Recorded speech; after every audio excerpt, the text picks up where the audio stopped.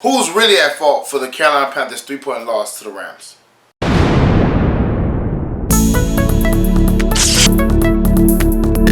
What's going on, Panther Nation? It's your boy LCameraTV here, man. And I've been working on something for a little while now, but I finally got it in place. I got my affiliate link for NFL shops, so you can cop all your NFL gear on my page. The link is in the description below, man. I know y'all want your Carolina Panther jerseys, hats, mugs, all types of cool stuff. You know, I got a Cam Newton jersey. I'm trying to get a Christian McCaffrey and a Luke Kuechly, you know what I'm saying? I got offense. I definitely need defense, man. So any NFL fan or Panther fan that wants some NFL gear, come to my affiliate link, cop some jerseys, cop some mugs, cop some stuff, man. Make sure you represent the Carolina Panthers when they're in London and wherever else, man. And thank y'all for showing love and tuning in. Definitely cop some gear. If y'all don't want the L camera, you might as well get the Carolina. Yo! Welcome to YOOOO. Make sure you like, subscribe, and share cool things like Facebook and Reddit and Instagram and Roman.com and Twitter and wherever else. And guys, this is a bad Monday because the Carolina Panthers are 0-1. So we got to talk about the game, how I felt about it, you know what I'm saying, some of the miscues I've seen. And I got to tell you who I really thought is the reason the Panthers lost the game. So we got a lot to talk about today, guys. So let's get started. The first thing I want to talk about is the refereeing.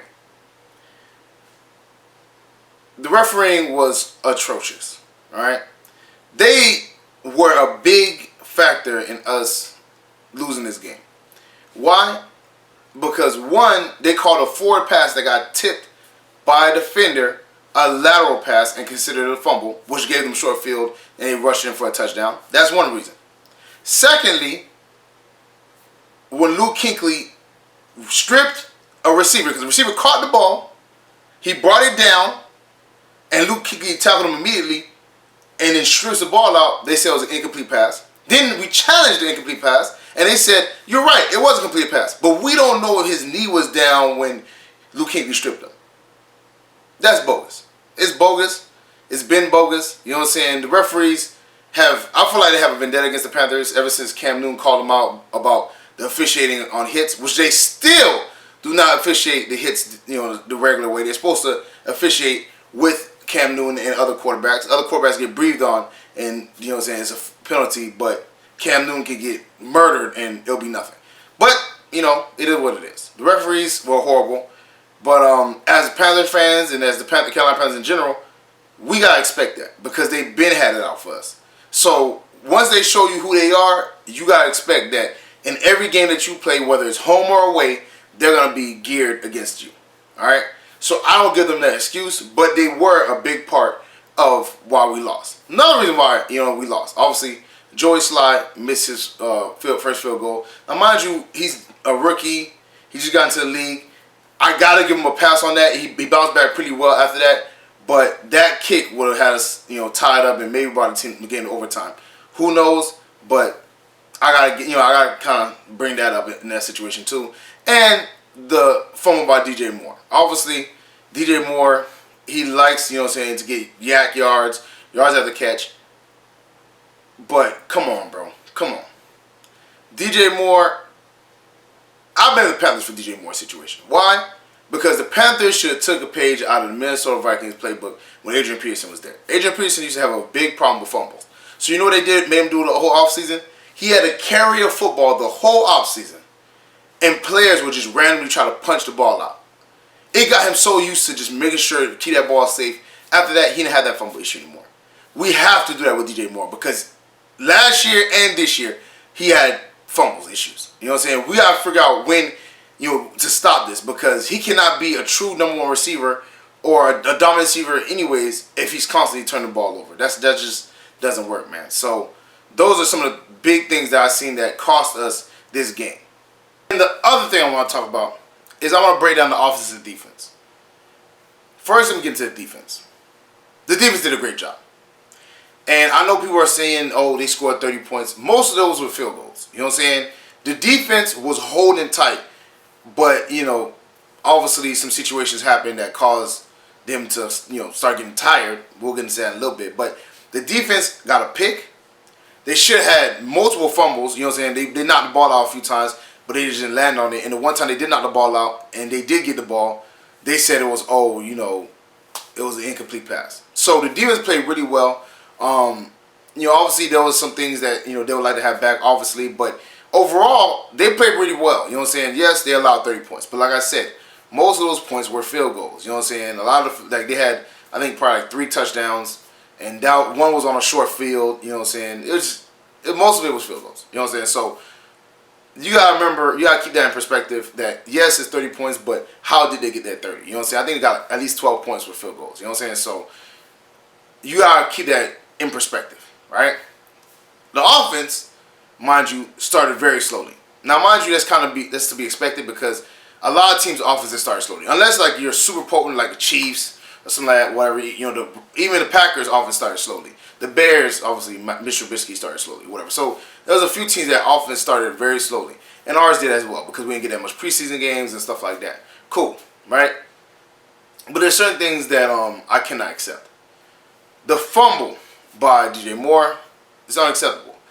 The interception by Cam Newton, it was a pick. It was a clean pick. It almost was a pick 6. But the only thing, I have an issue with Cam is that he still stared down the receiver. Now, mind you, the corner read his eyes, and that's a good job on the corner. But Cam has to look off that cornerback. He has to look this way, then go to Greg Olsen because he knew Greg Olsen was there. He was sitting there. Either come to him earlier, and throw the ball before he cuts down, or look off the corner so the corner thing can go somewhere else, so you keep him away from where Greg Olsen's target is and hit him. Where you need him. Yes, Cam overthrew some passes. There was a pass where Curtis Samuel, basically beat the corner, but it was safety over top. But the thing is, what people are saying, oh yeah, he overthrew Curtis Samuel. Cam has never been efficient at dropping it in the bucket. And for people who, obviously understand the football situation, there's certain quarterbacks that can throw the ball and literally you don't have to extend your arms out more than 5, just like that far. And it'll fall right into your hands. Cam doesn't do that. Cam needs to see the person open, or he needs to, most times he needs to see the person open. He needs, you have some separation for him to throw that ball consistently. In this situation, since they always had a safety over top and they had a pretty good corner on him, Curtis Samuel didn't have that much separation. And because of that, Cam couldn't go to Curtis as much. He had 3 targets and 3 receptions, which I think is good. But I also blame North Turner too, because sometimes you got to scheme these guys open. Like if you see how, the Rams did their whole bunch formation and stuff like that, or you see how teams have rub routes and chip routes and all that, they're scheming their guys open. So even if their players aren't that great, the scheme will get them some separation. We had to do more of that because Curtis Samuel can't just be there and you be like, oh, run a deep post and he just make it happen. I want to see more bunch formation. I want to see more, misdirection as far as receiving routes. Because if you could do that, if Curtis Samuel could get, some separation from, the cornerback he's playing, he can be out of there. But you need to get him that separation. And even if you have to scheme it into the system, find a way to get him at least, a bump or rub on the corner so he can get that separation, man. That's how I see about the offense. So there was a lot of things, that we need to fix on offense and defense. But defensive-wise, I think the defense did really well. Offensive line-wise, I'm pretty happy with it. Christian McCaffrey had 128 rushing yards. He was running the ball like crazy. So the offensive line was holding up. I don't think Cam was beat up too much. Aaron Donald didn't even get a sack in the game. The offensive line held up. My biggest issue, what I'm seeing right now, obviously, is, we started slowly, and, we need to kind of scheme the receivers open more. All in all, talking about the offense and defense, to be honest with you, I'm not too mad about this loss. Why? Because we played a team that just went to the Super Bowl, 1. 2, is known to be a high-powered offense and has a very good defense. And also, they're just a very good team overall. And basically, besides a few plays, like a missed field goal or, bogus fumble call or, a fumble call that actually is a fumble and they're calling it a fumble on the field, the game could have went completely differently. So there was, the offense started slowly and stuff like that, but for the most part, this is a good team. We didn't beat them, but we basically, we stuck with them. It could have went any way. It was a very, close game. So for me, I'm not too mad at that. But one of the main things I've been telling you guys, I've been saying this for the longest, we need a go-to receiver.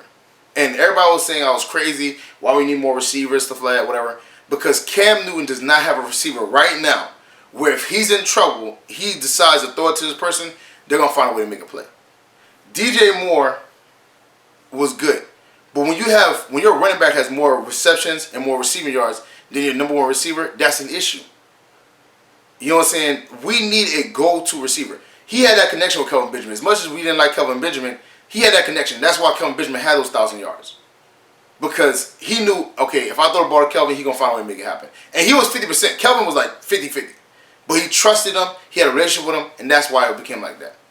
And that's why I say we should go out and try to get an AJ Green and stuff like that. Because we seen the same situation with Dak Prescott.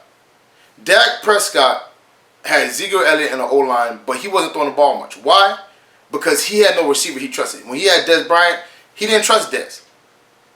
But as soon as they got Amari Cooper, his stats changed dramatically because Amari Cooper either gets free by route running, he creates separation by route running, or he can make it happen. And Dak trusts Amari, and his stats skyrocketed because he has somebody he knows he can rely on and go to whenever he needs it. Matt Ryan has somebody he can rely on and go to whenever he needs it. We all know that. And obviously, Ben Roethlisberger, and we see what happened when Ben Roethlisberger lost Antonio Brown and Le'Veon Bell. They got blowed out by the Patriots. You need that one receiver. And Juju Smith-Schuster thought he was the number one until they played the Patriots and he couldn't get no separation at all. So you need that number one receiver that can change the tide of a game. And as much as I like DJ Moore and Curtis Samuel, right now they have not shown to be those number one receivers where they can be like, all right, I'm down, you know what I'm saying? We need a go-to guy. Give it to DJ. He's going to find a way to get open. That's not him. Steve Smith was definitely that. But right now, I don't see that in DJ Moore. And that's a problem for me. You know what I'm saying? I like DJ Moore. I like Curtis Samuel. But we need a receiver that's going to be like, okay, chips are down. Give him the ball. You had that in the Michael Irvins. You had that in the T.O.s. You had that in the Randy Mosses. You had the Antonio Browns, the Julio Jones. There was the Chris Carters. There were always Jerry Rice's. There was always go-to receivers. And when chips were down, even when Terrell Owens broke his leg, you know what I'm saying, in the Super Bowl with the Eagles, no matter what, Donovan knew if I go to T.O., he's getting the ball. He's catching. He's going to find a way to make it happen. And he did.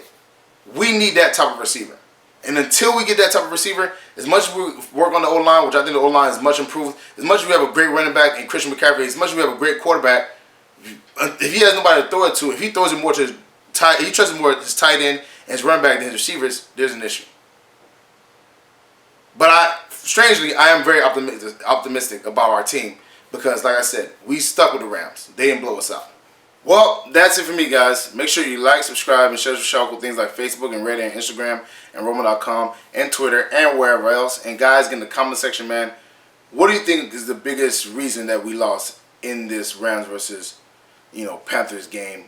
Obviously, do not say the refs. I understand.